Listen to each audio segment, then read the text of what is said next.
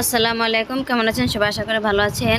এবছরে প্রথম কাঁঠাল পাকলো আমাদের কাছে। এই যে কাঁঠালটা কিন্তু অনেক বড়, তো ছোট দেখা যাচ্ছে। তো কাঁঠালটা ভাঙা হোক, দেখা যাক ভিতরে কেমন রোয়া আছে।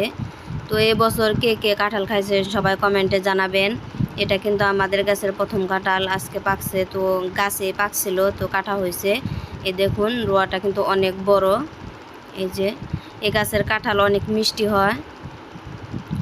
আর আমার মতো কাঁঠাল কে কে খেতে পছন্দ করেন কমেন্ট করে জানাবেন। আমার কাছে কিন্তু কাঁঠাল খেতে খুবই ভালো লাগে, আর কাঁঠাল স্বাস্থ্যের জন্য অনেক উপকারী।